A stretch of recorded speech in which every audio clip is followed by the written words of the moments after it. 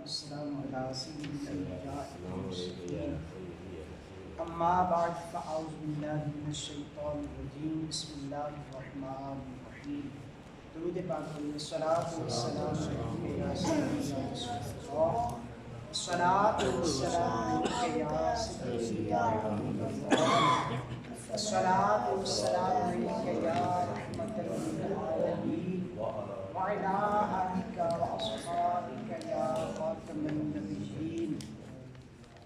فقہی اصطلاحات کا ہمارا درس جاری ہے اور آج انشاءاللہ ہم آخری 3 اصطلاحیں سیکھیں گے۔ فرض بھی ہو چکا، اس کا مد مقابل حرام، واجب اور اس کا مد مقابل مکروہ ہے تحریمی، سنت مؤکدہ اور اس کا مد مقابل ہے اصاعت، سنت غیر مؤکدہ اور اس کا مد مقابل ہے مکروہ تنزیہی۔ یہ 8 چیزیں ہماری ہو گئی تھیں، 3 آج ہم پڑھیں گے سیکھیں گے تو یہ کل ہو گئیں 11۔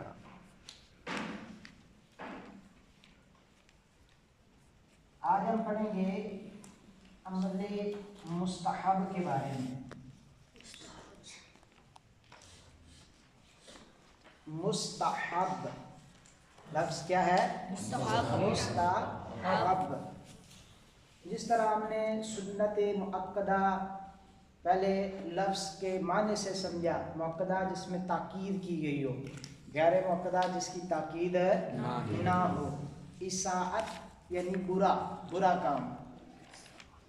اسی طرح مستحب کا معنی ہے جس کو پسند کیا گیا ہو، مستحب کا معنی ہے جسے پسند کیا گیا ہو۔ اب اس کی تعریف کیا ہے؟ تعریف ہے ہر وہ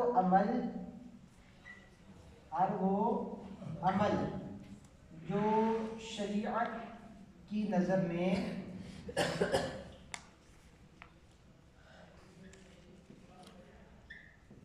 پسندیدہ ہو،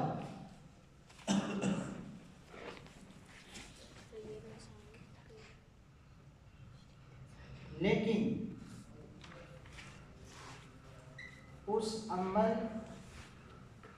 کو ترک کرنے پر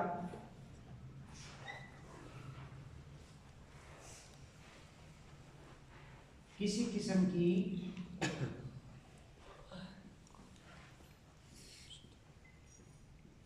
کوئی ناپسندیدگی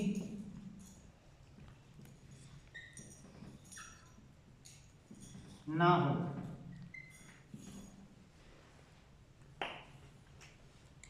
سنت غیر مؤکدہ میں یہ تھا کہ جو عمل شریعت کی نظر میں پسند ہو لیکن اس کا ترک کر دینا ناپسند ہو، اور امر مستحب میں یہ ہے کہ اس کا کرنا پسند ہے اور نہ کرنے پر کوئی پسندیدگی بھی نہیں ہے۔ اگر کوئی مستحب کام چھوڑ دے تو شریعت اس کو ناپسند نہیں سمجھتی، لیکن اگر کر لے تو یہ شریعت کی نظر میں پسندیدہ ہے، شریعت کی نظر میں پسندیدہ ہے کہ یہ کام کر لیا جائے۔ لیکن اگر کوئی نہیں بھی کرتا تو شریعت اسے ناپسند نہیں جانتی۔ بات سمجھ آ گئی ہے؟ اس کو کہتے ہیں امر مستحب۔ اب جب اس کی مثالیں بیان کریں گے تو پھر واضح طور پہ بات سامنے آ جائے۔ اچھا، آگے مزید ہے، خواہ نبی مکرم صلی اللہ علیہ وسلم نے اسے کیا ہو یا اس کی ترغیب دی ہو یا علماء اسلام نے اسے پسند کیا ہو.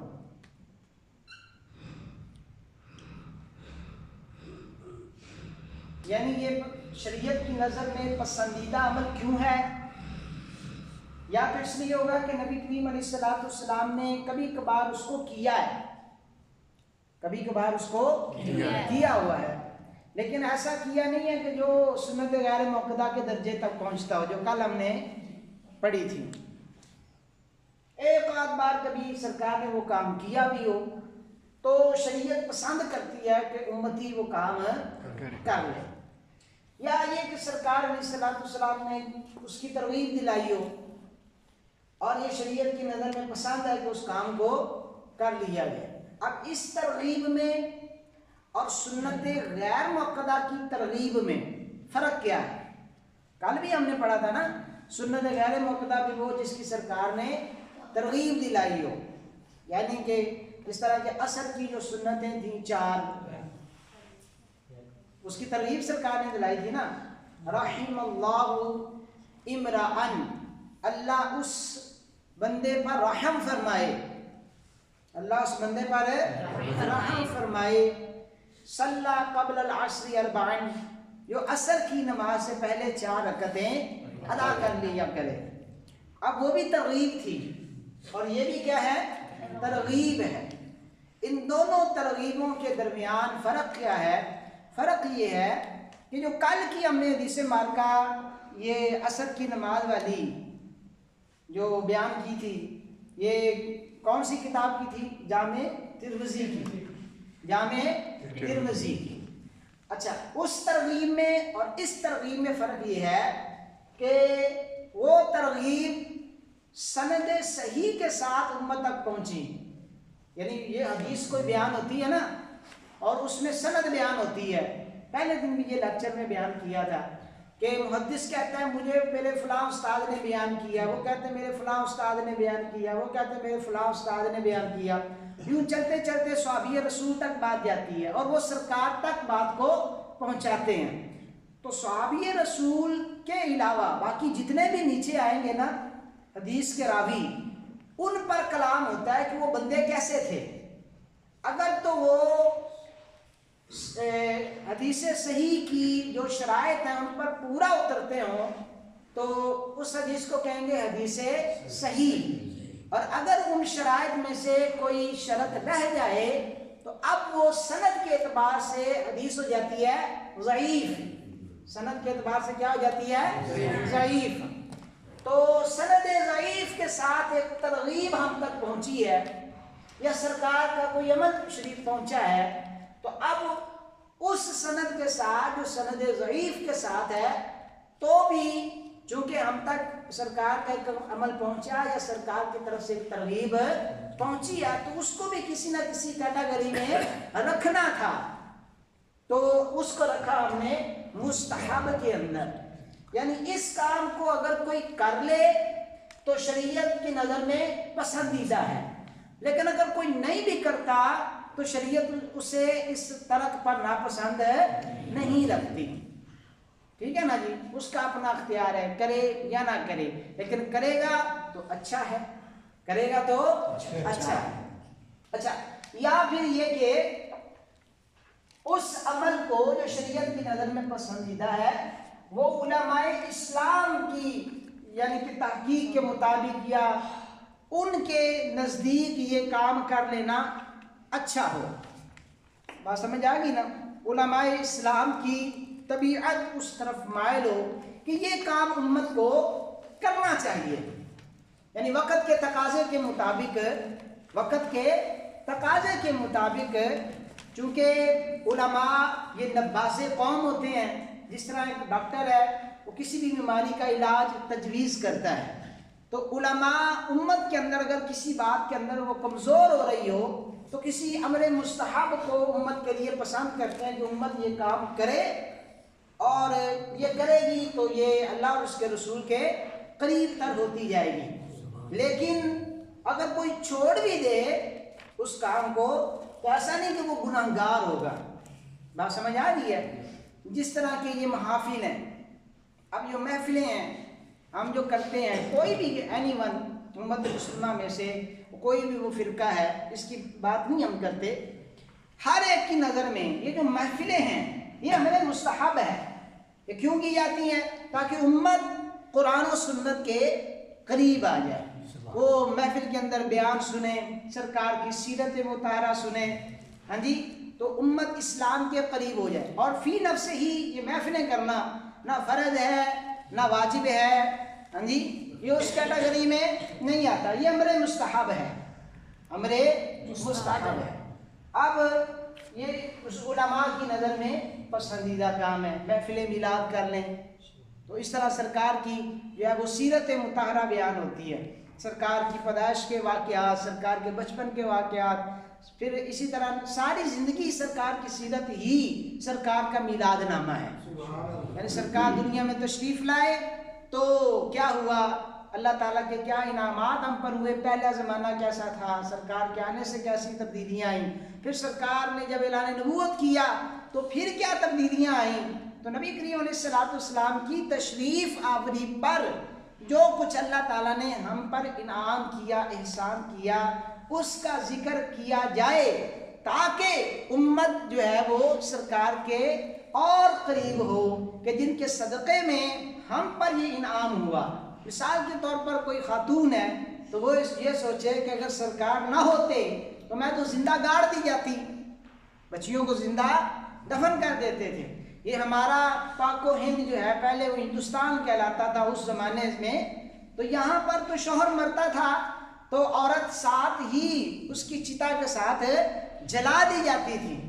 تو آج عورت کے سامنے یہ بیان کیا جائے کہ سرکار کی تشریف آوری کا صدقہ ہے کہ آج شوہر مرتا ہے تو تجھے ساتھ میں نہ اس کو آگ میں جلایا جاتا ہے نہ تجھے ہی آگ میں زندہ جلایا جاتا ہے۔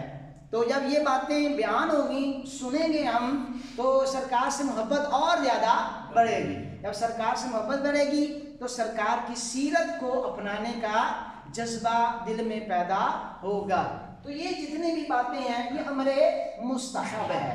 یہ کیا ہے؟ امر مستحب ہے۔ اب اس کی مثالیں دیکھ لیں، جس طرح کہ محفل میلاد ہے، محفل میلاد ہے، اسی طرح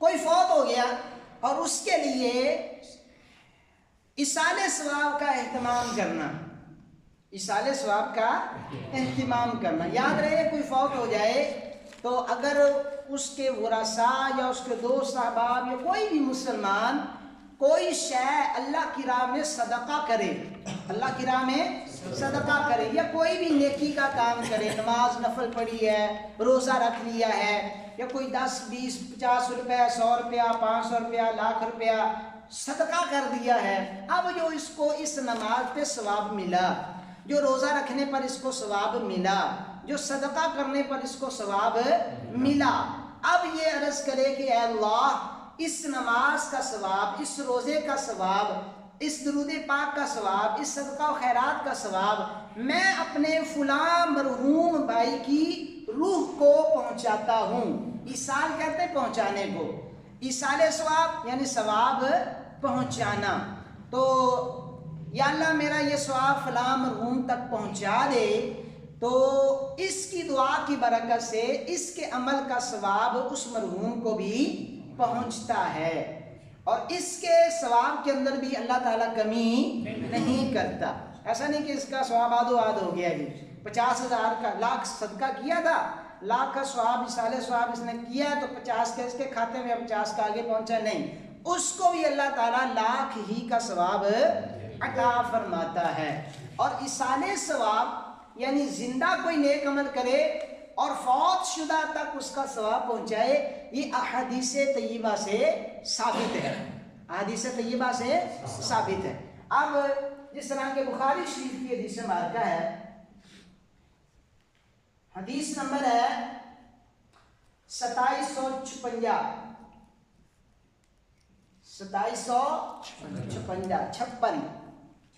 حضرت سعد بن عبادہ رضی اللہ تعالیٰ عنہ فرماتے ہیں کہ میری امی جان فوت ہو گئیں، یہ بخاری کی حدیث مبارکہ ہے۔ وہ بیان کرتے ہیں میری امی جان فوت ہو گئیں اور میں اس وقت وہاں نہیں تھا، اگر ہوتا یہ حدیث کے الفاظ نہیں ہیں، میں ویسے بیان کر رہا ہوں کہ چونکہ سرکار نے وصیت کی ترغیب دلائی ہوئی تھی، تو یعنی کہ اگر میں ہوتا تو میری والدہ کوئی وصیت کر جاتی کہ یہ نیکی کا کام کرنا، تو اسی پریشانی کو لے کر سرکار کی بارگاہ میں حاضر ہوئے، یا رسول اللہ صلی اللہ علیہ وسلم میری امی جان فوت ہو گئی ہیں۔ اب یہ سرکار سے عرض کر رہے ہیں میری امی جان فوت ہو گئی ہیں اور میں اس وقت وہاں موجود نہ تھا۔ اب عرض کرتے ہیں یا رسول اللہ صلی اللہ علیہ وسلم ان تصدقت به عنها شیء، اگر میں کوئی شے اپنی والدہ کی طرف سے صدقہ کروں، اگر میں کوئی شے اپنی والدہ کی طرف سے صدقہ کروں، یعنی صدقہ میں نے کرنا ہے لیکن کرنا کس کی طرف سے ہے؟ والدہ کی طرف سے۔ مطلب کیا ہے کہ اس صدقے کا ثواب میری والدہ کے لیے ہو جائے، تو کیا اینفعها شیء ان تصدقت به عنها، کیا میری والدہ کو میرے صدقے کا نفع ملے گا؟ کیا میری والدہ کو میرے صدقے کا نفع ملے گا؟ اینفعها، کیا نفع دے گی میری والدہ کو شیء، کوئی شے، ان تصدقت به عنها، اگر اس شے کو میں اپنی والدہ کے نام پر صدقہ کر دوں؟ تو سرکار نے فرمایا نعم، ضرور اس شے کا فائدہ، صدقے والے شے کا فائدہ تیری ماں کو پہنچے گا۔ سمجھ آ رہی؟ اب ایصال ثواب تو جائز ہے، لیکن قول شریف کی صورت میں، تیجے کی صورت میں، 40ویں کی صورت میں، ساتھے کی صورت میں، بات سمجھ آئی؟ یہ نہ فرض ہے، نہ واجب ہے، نہ سنت مؤکدہ ہے، نہ سنت غیر مؤکدہ ہے، لیکن چونکہ نیکی کا کام ہے، آپ کریں گے تو مرنے والے کو ثواب پہنچے گا، اس کو فائدہ ملے گا۔ یہ حدیث پاک کا حکم ہے، سرکار علیہ السلام کی اس پر تائید موجود ہے۔ تو اگر کوئی دوسرے دن صدقہ کرے تو یہ بھی امر مستحب، کوئی تیسرے دن کرے تو بھی امر مستحب، چوتھے دن ایصال ثواب کرے تو بھی امر مستحب، 5ویں دن کرے، 6ویں دن کرے، 7ویں دن کرے، 8ویں دن کرے، جب اس کا دل کرے وہ صدقہ کرے، اپنے مرحومین کی طرف سے ایصال ثواب دے ان کو، تو شریعت اس کو ناپسند نہیں جانتی، پسندیدہ ہے، اس کا بھی فائدہ ہے، ہمارا بھی فائدہ ہے۔ ہم نیک عمل کریں گے ہمیں بھی نیکیاں ملیں گی، اس کو پہنچائیں گے تو اس کو بھی ثواب ملے گا۔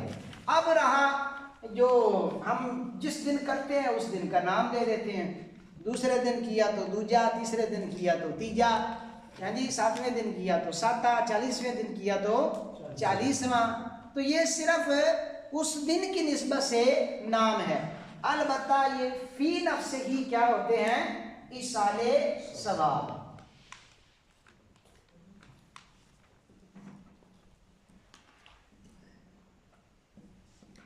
ایصال ثواب۔ اب اسی طرح باقی جو نمازوں کے ساتھ نوافل پڑھے جاتے ہیں، جو نمازوں کے ساتھ ہے نوافل پڑھے، جس طرح ظہر کی نماز کے بعد 2 نفل ہم پڑھتے ہیں، 2 نفل پڑھتے ہیں، اب وہ جو 2 رکعتیں ہیں وہ نہ فرض ہیں، نہ واجب ہیں، نہ سنت مؤکدہ ہیں، نہ سنت غیر، بلکہ مستحب ہیں، شریعت کی نظر میں وہ پسندیدہ ہے۔ کہ ان کے بارے میں ایک روایت ہے کہ مفہوماً میں عرض کرتا ہوں کہ جو بندہ ظہر کی بعد وہ 2 رکعتیں پابندی کے ساتھ پڑھنے والا ہوگا، ظہر کے بعد وہ جو 2 نفل ہیں وہ جو پابندی کے ساتھ پڑھنے والا ہوگا، قیامت کے دن اگر اس کا اپنے کسی مسلمان بھائی سے کوئی معاملہ ہوگا، حق العبد کے حوالے سے، بندوں کو بھی حقوق ہوتے ہیں نا آپس میں، تو اگر کسی بھائی سے اس کا کوئی معاملہ ہوگا حق العبد کے حوالے سے، تو اللہ تعالیٰ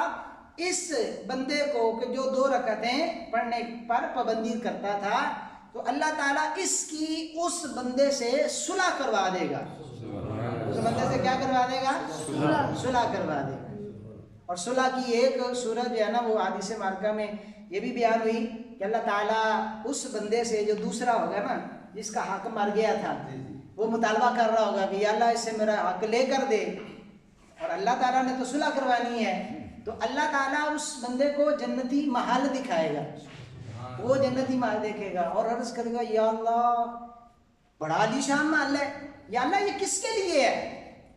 یا اللہ یہ کس کے لیے ہے؟ اللہ فرمائے کہ یہ اس کے لیے ہے جو اپنے بھائی کو معاف کر دے، یہ اس کے لیے جو اپنے بھائی کو معاف کر دے۔ اب وہ کہے گا یا اللہ پھر میں نے اس کو معاف کیا، تو اللہ تعالیٰ بخشنے پہ قادر ہے، جیسے چاہے بخش دے۔ تو اب یہ جتنے بھی نمازوں کے بعد کے نوافل ہیں نا، ان کی ترغیب جو ہے وہ حدیث مبارکہ میں موجود ہے۔ تو اب یہ نفل نماز ہے، اس کا پڑھنا مستحب ہے، اگر کوئی پڑھتا ہے تو شریعت کی نظر میں پسندیدہ ہے، اور اگر کوئی نہیں پڑھتا تو اس پر قطعاً کوئی پکڑ شکڑ نہیں ہے، اور نہ ہی شریعت اس کو ناپسند جانتی ہے۔ بات سمجھ آ گئی؟ اب جی یہ تھا مستحب۔ اچھا، نمازوں کے ساتھ نوافل، اب یہ بھی اس کی مثال ہوگی۔ اب اسی میں اور بھی آج چیزیں لے لیں، مثال کے طور پر ایک بندہ ساری رات قرآن ہی پڑھتا رہے، ساری رات ہی قرآن پڑھتا رہے، تو یہ بھی مستحب ہے، ٹھیک ہے بھائی ساری رات پڑھتے رہو۔ ایک بندہ ساری رات نفل ہی پڑھتا رہے تو ٹھیک ہے پڑھتا رہے، یہ امر مستحب ہے۔ ایک بندہ ساری رات علم دین ہی سیکھتا رہے تو ٹھیک ہے، وہ سیکھتا رہے، امر مستحب ہے۔ تو اسی طرح جتنے بھی نیک اعمال ہیں، ایک بندہ جو ہے وہ مسلسل روزے ہی رکھتا جا رہا ہے، روزے ہی رکھتا ہے، اس کو اللہ نے طاقت دی ہوئی ہے، وہ روزے رکھ رہا ہے، اور جن دنوں کے روزے حرام ہیں ان کے علاوہ، جن دنوں کے روزے حرام ہیں ان کے علاوہ، جس طرح عیدین کے روزے حرام ہیں وہ نہیں رکھ سکتے، تو باقی دنوں کے وہ روزے رکھنا چاہتا ہے اور مسلسل رکھ رہا ہے تو ٹھیک ہے، سمجھ آئی؟ امر مستحب ہے۔ اب اس پر جو یہ کہنا کہ یہ قرآن سے کہاں ثابت ہے، حدیث سے کہاں ثابت ہے، تو یہ فلاں سے کہاں ثابت ہے، تو یہ سوال بنتا ہی نہیں ہے۔ اللہ تعالیٰ نے ہمیں پیدا ہی عبادت کے لیے کیا ہے، اللہ تعالیٰ نے ہمیں پیدا ہی عبادت کے لیے کیا ہے، تو فرض واجب سنت مقطع سنت غیر مقطع پوری کرنے کے بعد اب جو وقت بچا ہے آپ وہ بھی عبادت میں گزاریں، تو یہ امر مستحب ہے۔ بات سمجھ آ گئی جی؟ آگے چلیے، اسی کا اپوزٹ ہے خلاف اولا۔ خلاف اولا، اچھا یہ یاد رہے مستحب کام بھی جائز ہوتا ہے، مستحب کام بھی جائز ہوتا ہے، خلاف اولا کام بھی جائز ہوتا ہے، خلاف اولا کام بھی جائز ہوتا ہے، لیکن فرق یہ ہے کہ خلاف اولا یہ مستحب کا کیا ہے، الٹ ہے، تو اب یہ وہ کام ہوتا ہے، وہ کام جسے کرنا بہتر نہ ہو، جسے کرنا بہتر نہ ہو، لیکن ایسا بھی نہیں کہ اگر کوئی کر لے تو شریعت اس کو ناپسند سمجھے، نہیں، شریعت اس کو ناپسند نہیں سمجھی، لیکن بہتر تھا کہ یہ کام نہ کرتا، بہتر تھا یہ کام نہ کرتا، بات سمجھے؟ تو دو جائز کام ان میں سے ایک کام جائز شریعت کو پسند ہوتا ہے اور دوسرا جائز کام ہی ہوتا ہے لیکن شریعت کو وہ بھی ناپسند نہیں ہوتا، ہاں بہتر ہوتا ہے کہ یہ نہ ہی کرتا امر مستحب کر لیتا، یہ نہ ہی کرتا امر مستحب کر لیتا۔ مثال کے طور پہ مستحب کی اپوزٹ ہے نا، اب دیکھیں محفل میلاد ہے، محفل میلاد منعقد کرنا کیا ہے، مستحب، اگر کوئی منعقد نہیں کرتا، اگر کوئی منعقد نہیں کرتا، نہ وہ حرام کا مرتکب ہے، نہ وہ مکروہ تحریمی کا مرتکب ہے، نہ اساعت کا، نہ مکروہ تنزیہی کا، بلکہ خلاف اولا ہے، بہتر تھا کہ یہ میلاد کی محفل منعقد کر لیتا، کام دونوں جائز ہیں، کام دونوں ہی جائز ہیں، اگر کسی نے منعقد کر لی محفل میلاد اچھا کیا، اگر کسی نے محفل میلاد منعقد نہیں بھی کی تو اس کو ہم برا نہیں کہیں گے، بات سمجھ آ رہی ہے؟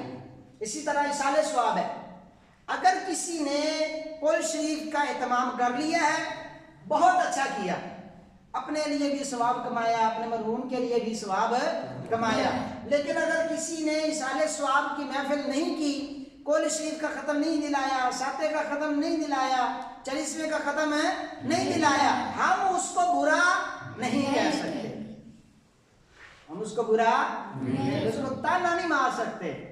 جب شریعت نے اس کو برا نہیں سمجھا تو ہم اس کو برا کیوں جانیں، ہم اس کو تانا کیوں دیں۔ اب یہاں پر جو حدیث مبارکہ ہے نا، اس کی اب میں تھوڑی سی آگے تشریح بیان کروں، بات سامنے آ جائے گی۔ یہ بخاری کی حدیث تھی نا 2756۔ اب اصالہ ثواب ہر بندہ ہی کرنے لگ جائے جس کی کیپیسٹی بھی نہ ہو، تو بعض دفعہ یہ جب بندے کے پاس اتنی سورسز نہیں ہے، پیسہ نہیں ہے، تو شریعت نے تو ویسے ہی اس پہ لازم نہیں کیا ہوگا، تو اب بعض مرتبہ جب اس کو بغیر ضرورت کے سوال کرنا پڑتا ہے، تو سوال کرنا تو بعض صورتوں میں ہوتا ہی حرام ہے۔ یعنی ایک بندے کو حاجت نہیں ہے اور وہ بغیر حاجت کے سوال کرتا ہے، تو یہ سوال کرنا حرام ہے۔ سوال کرنا یعنی مانگنا، بغیر حاجت کے مانگنا حرام ہے۔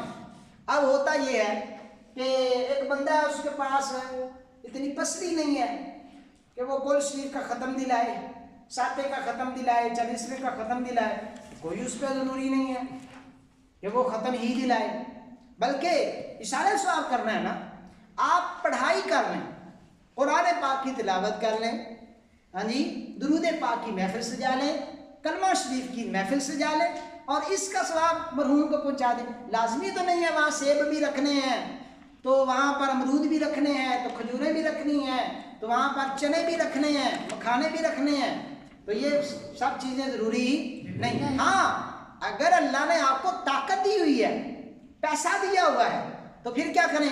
اس طرح حضرت سعد بن عبادہ نے کیا تھا، آپ ایسا کر لیں۔ انہوں نے کیا کیا تھا؟ اب یہ سردار تھے اپنے قبیلے کے، سعد بن عبادہ کیا تھے؟ اپنے قبیلے کے سردار تھے، یعنی کیا نمبردار تھے، چودھری تھے۔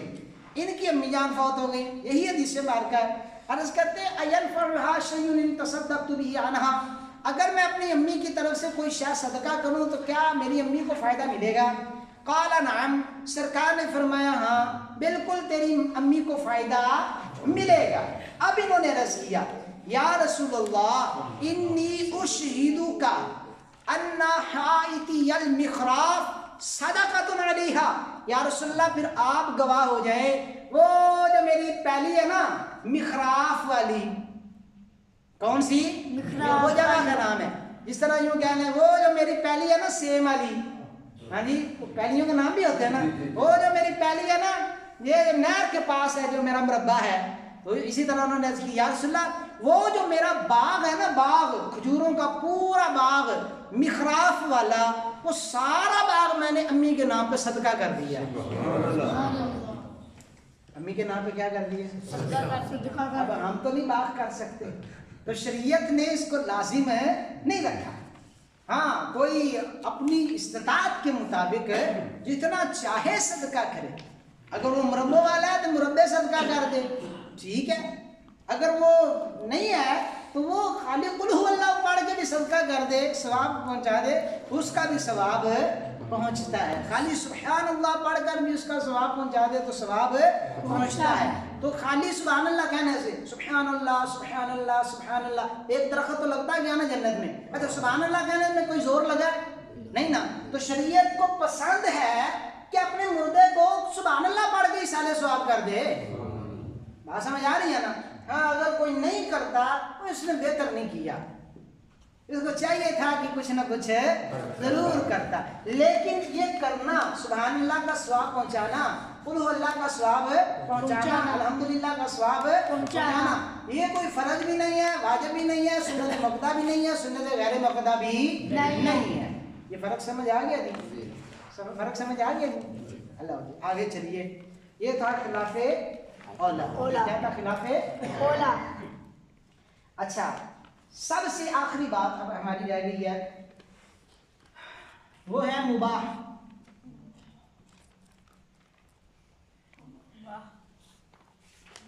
مباح وہ کام جس کا کرنا نہ کرنا برابر ہو، وہ کام جس کا کرنا نہ کرنا برابر ہو. یعنی اگر کریں گے تو کوئی نہیں کہ شریعت نے پسند کیا. مستحب میں تو یہ تھا نا شریعت اس کو پسند رکھتی ہے. خلاف اولا میں تھا کہ بہتر تھا کہ یہ نہ کرتا، لیکن مباح کام ہے، کر لیا تو بھی ٹھیک ہے، نہیں کیا تو بھی ٹھیک ہے. اس میں کوئی پسندیدگی ناپسندیدگی بالکل ہے ہی نہیں. مثال کے طور پر آپ نے کھانا کھایا، یہ کھانا کھانا مباح کام ہے، کھانا کھانا مباح کام. کوکا کولا پی لیا بھی، ہاں جی، یا چائے پی لی، یہ کھانا پینا جتنا بھی یہ سب مباح کام ہے. اور کسی نے مچھلی کھا لی تو مباح کام ہے. ٹھیک ہو گیا جی. اس کا کرنا نہ کرنا برابر ہے، اس کا کرنا نہ کرنا. آپ نے کیا ٹھیک ہے، کیا تو پھر کیا ہے، اگر نہیں بھی کیا تو ٹھیک ہے، نہیں کیا. ایک بندہ ہے وہ اچھا پہنتا ہے، اچھے کپڑے پہنتا ہے تو ٹھیک ہے، وہ اس نے پہنے ہیں تو ٹھیک ہے. ایک ہے وہ نہیں اچھے کپڑے یعنی کہ عمدہ کپڑے قیمتی کپڑے نہیں پہنتا، بالکل سادہ سے کپڑے پہنتا ہے تو ٹھیک ہے. اب شریعت نے دونوں طرف کے رستے اس پر کھولے ہوئے ہیں، وہ جو چاہے مرضی کرے. لیکن یہاں تک سمجھ آ گئی مباح کی. لیکن مباح کام کبھی کار ثواب بن جاتا ہے اور کبھی اسی پر گناہ ہو جاتا ہے. مباح کام پہ کبھی بندے کو ثواب ملتا ہے اور کبھی بندے کو گناہ ملتا ہے. اب وہ کیسے؟ وہ ہوتا ہے اس کی نیت کی بنیاد پر. کس بنیاد پر ہے؟ نیت کی بنیاد پر. مثال کے طور پر بہترین وہ کھانا کھانے لگا ہے، یعنی مچھلی ہے، وہ گرل مچھلی اس نے بنوا لی. ہاں جی، گرل مچھلی بنوائی اس نیت کے ساتھ ہے شریکا نو ساڑاں گے. ہاں جی، شریکا نو ساڑاں گے. تو اب یہ بری نیت ہے. اب یہ کون سی نیت ہے؟ بری نیت. یا اس لیے کھا رہا ہے کہ میں نے فلاں کو نا پھینٹا لگانا ہے، وہ ذرا جان شان بنا لئیے. مباح کام تھا لیکن بری نیت کی وجہ سے کیا ہو گیا؟ برا. لیکن اگر اچھی نیت کے ساتھ ہے، یعنی مہمان آئے ان کی مہمان نوازی کرنا سنت سمجھ کے، کہ مہمان نوازی کرنا سنت ہے، چلے آ یار ان کو گرل مچھلی کھلواتے ہیں، تو اب یہ خود کھانا بھی ان کو کھلانا بھی کار ثواب ہے. اب یہ کیا ہو گیا؟ کار ثواب کا کام ہو گیا. تو اسی طرح مباح کام اچھی نیت کے ساتھ کار ثواب ہو جاتا ہے، بری نیت کے ساتھ کار گناہ ہو جاتا ہے. اب آپ روٹی کھا رہے ہیں، مثال روٹین کی روٹی کھا رہے ہیں، صبح کا ناشتہ کیا، دوپہر کا کھانا کھایا، شام کا کھانا کھایا. آپ ساتھ نیت کر لیں کہ میں کھانا اس لیے کھاتا ہوں، اس پر جو مجھے قوت حاصل ہوگی اس کو میں اللہ کی فرما برداری کے کاموں میں صرف کروں گا. مثال کے طور پر نماز پر قوت حاصل کروں گا. بندہ بالکل کھانا پینا چھوڑ دے، کمزور ہو جائے گا نا، نماز کے لیے کھڑا بھی نہیں ہو سکے گا. تو کھانا اس لیے کھاتا ہوں، نماز پڑھوں گا. کھانا اس لیے کھاتا ہوں، قرآن کی تلاوت کروں گا. کھانا اس لیے کھاتا ہوں، جو مجھے طاقت حاصل ہوگی میں اپنے والدین کی خدمت کروں گا، ان کے پاؤں دباؤں گا، وغیرہ وغیرہ. آپ جتنی اچھی نیتیں کرتے جائیں گے آپ کو اتنا ہی ثواب اس پر ملتا جائے گا. تو سرکار فرماتے ہیں نیت المؤمن خیر من عملہ، مومن کی نیت اس کے عمل سے بہتر ہے. انما الاعمال بالنیات، بے شک عملوں کا دار و مدار نیتوں پر ہے. ایک بندہ آیا، اس نے مسجد کے سامنے جو ہے وہ قلعہ گاڑ دیا اس نیت کے ساتھ کہ کوئی بھی نمازی آئے گا اپنا جانور اس کے ساتھ باندھ دے گا اور جو ہے وہ اپنی نماز وغیرہ پڑھ کے اپنا جانور جو ہے وہ لے جائے گا. اگر باندھنے کی کوئی جگہ نہیں ہوگی تو وہ پریشان رہے گا بیچارہ، نماز کے اندر بھی اس کی توجہ نہیں رہے گی. دوسرا آیا، اس نے اکھاڑ دیا. اس نے سوچا کہ یہ رستہ ہے اور آنے جانے والے کوئی نبینے ہیں، کمزور ہیں، نظر کے اندھیرے میں کسی کو ٹھیڑا لگے گا، وہ گر جائے گا، کیونکہ روٹین کے مطابق وہ آتا جاتا تھا، یہاں پہ قلعہ تو تھا نہیں، تو اب آئے گا تو اس کو ٹھیڑا لگے گا. اس نے اکھاڑ دیا. اب دونوں کی نیت کیا تھی؟ اچھی نیت. اب دونوں ہی کو اجر و ثواب دیا. اب دیکھیں، ایک 99 بندوں کا قاتل تھا، 100واں بھی اس نے اڑا دیا، لیکن نیت اچھی تھی، چل پڑا اللہ والوں کی بارگاہ میں توبہ کے لیے. نیت اچھی تھی. ویسے بھی ہم چلتے ہیں نا, چلنا امر مباح ہے. سیر ہم کرنے صبح صبح نکل گیا جی, ادھر کو گئے ادھر کو گئے, اگر اچھی نیت بن جائے تو یہ سیر بھی ہمارے لیے کارے ثواب بن جائے. اب وہ بھی چلا تھا ایک گاؤں سے دوسرے گاؤں یا دوسرے علاقے, لیکن نیت اس کی کیا تھی؟ میں توبہ کروں گا, اللہ والوں کی صحبت میں رہوں گا, وہاں عبادت کروں گا. لیکن رستے میں مر گیا, رستے میں مر گیا. تو جب مر گیا تو رحمت کے فرشتے بھی آ گئے, عذاب کے بھی آ گئے, اور بالآخر فیصلہ کیا ہوا؟ اس کی اچھی نیت کی بنیاد پر اللہ نے وہ زمین کا ٹکڑا جو اولیاء کی طرف تھا اس کو سمیٹ دیا, اور حکم فرمایا جس علاقے کے قریب ہے اسی کے فرشتے لے جائیں. تو دیکھا اولیاء کے علاقے کے وہ قریب تھا, تو فرمایا اس کو جنت میں لے جایا جائے. بات سمجھ آ رہی ہے؟ تو امر مباح یعنی جو کام برابر ہو, کرنا بھی نہ کرنا بھی, اچھی نیت سے وہ کار ثواب بن جاتا ہے, بخشش کا ذریعہ بھی بن جاتا ہے, اور بری نیت سے وہ کار گناہ بن جاتا ہے, اللہ کی ناراضگی کا سبب بھی بن جاتا ہے. تو آج ہم نے مستحب, خلاف اولا اور مباح, یہ آخری جو 3 اصطلاحات ہیں ان کو سمجھا. سمجھ آ گئی نا جی؟ اللہ تعالیٰ